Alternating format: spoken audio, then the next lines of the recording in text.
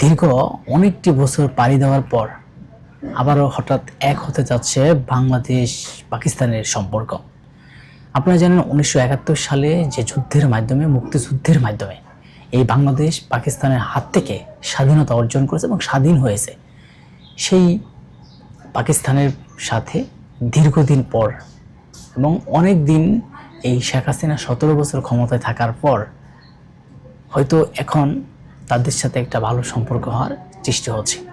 কেননা এইদিকে যখন ভারত বাংলাদেশ একদলীয় এবং ভারত আর বাংলাদেশের সাথে একটা সম্পর্ক ছিল শেখ হাসিনা থাকার সময়, যে ভারতে বাংলাদেশ থেকে অনেক কিছুই নিয়ে গেছে, কিন্তু বিনিময়ে বাংলাদেশের জন্য কিছুই দেয় নাই। সেই ভারত যখন শেখ হাসিনা চলে গেল, সেই ভারতের সাথে বাংলাদেশের রাজনৈতিক একটা টানাপোড়া চলছে।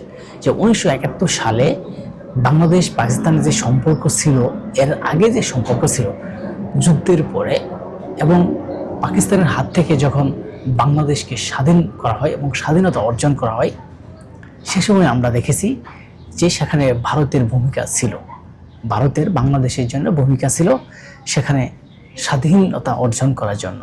কিন্তু সেই পাকিস্তান মুসলমান দেশ, বাংলাদেশে মুসলমান দেশ, যখন তাদের ভিতরে যুদ্ধ হয়ে আমাদের বাংলাদেশ স্বাধীন হয়েছে এবং বাংলাদেশ গণতন্ত্রকামী হয়েছে, সেই বাংলাদেশ যখন আবারও ভারতের সাথে প্রায় বিক্রি করা হচ্ছিল, যে ভারতের দ্বার প্রান্তে যে বাংলাদেশ ঠেকিয়েছিল এবং ভারতের যে আদেশ দিত, উপদেশ দিত এবং ভারত যা বলতো তাই যে পালন করা হতো তৎকালীন সরকারের সময়।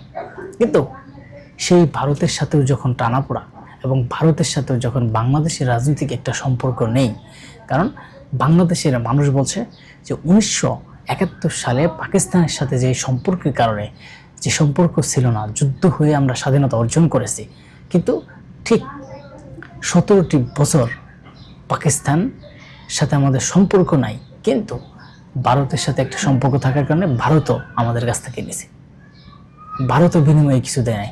তবে বাংলাদেশকে সবাই ব্যবহার করার জন্যই, বাংলাদেশকে আসলে ব্যবহার করার জন্য হবে। দেখেন, এই ভারতের সাথে বাংলাদেশের একটা টানাপোড়েনের পরে তখনই কিন্তু এখন পাকিস্তান এগিয়ে আসছে, দেখতে পারছে যে শেখ হাসিনা ভারতে চলে গেছে, এখন বাংলাদেশের 1 নম্বর শত্রু হিসেবে সেই ভারত কেন শেখ হাসিনাকে ফিরিয়ে দিচ্ছে না এবং বিভিন্ন রাজনৈতিক মাধ্যমে উঠছে। তারপরে শেখ হাসিনা চলে যাওয়ার পরে বাংলাদেশের সাথে সম্পর্ক ভালো নাই, কারণ শেখ হাসিনা যে তাদের সাথে একটা সম্পর্ক, সে সম্পর্ক আর নাই। সেই কারণে ভারতের সাথে এখন একটা সম্পর্ক নাই, হয়তো পার্শ্ববর্তী দেশ হিসাবে এখন পাকিস্তানকে কাছে নিয়ে আসার জন্য আবারও আমাদের প্রশ্ন উঠছে। তবে পাকিস্তান যে ইতিহাস, সেই ইতিহাসকে আমরা ভুলে যাব যে সময় আমাদের মা বোনদেরকে, লক্ষ লক্ষ মা বোনকে মারা হচ্ছিল, এ সময় এত কষ্টের বিনিময়ে 30 লক্ষ শহীদের বিনিময়ে দেশ স্বাধীন হয়েছে। আমরা কি সেই সব ভুলে যাব নাকি? আপনি দেখেন, এসব নিয়েও মানুষের অনেক প্রশ্ন ওঠে, অনেক কথাই বলে। আরেকটা কথা আছে যে আপনি যদি কোনো ভুল করেন, সেটা ক্ষমাই কিন্তু মহৎ কাজ। হয়তো আপনার সাথে কারো ভুলভ্রান্তি হয়েছে, হতেই পারে, কিন্তু ইসলামে কি বলে, এটা ক্ষমা করে দেওয়াই কিন্তু একটা মহৎ কাজের মধ্যে পড়ে। কিন্তু সেই হিসাবে যখন ঢাকার একটা সোহারা উদ্যানে যে একটা বিশাল সমাবেশ হয়েছে, যেই সমাবেশে প্রতিটা রাজনৈতিক দল সেখানে অংশগ্রহণ করেছে এবং সেখান থেকে যখন কাদিয়ানী বাহিনীকে অমুসলিম হিসেবে ঘোষণা করা হয়েছে, সেখানে উপস্থিত ছিলেন পাকিস্তানের জমিয়ত উলামায়ে ইসলামিক সভাপতি। তিনি বলেছেন যে বাংলাদেশ পাকিস্তান ভাই ভাই, বাংলাদেশ পাকিস্তান ভাই ভাই, অতীতের যে সব কথা সেটা আমরা ভুলে যাই, কিন্তু আসলে কি ভুলে যাব নাকি? দেখেন, ইতিহাস যে 1971 সালে যে ঘটনাগুলো ঘটেছিল, সেটা কি এত সহজেই ভুলে যাবে?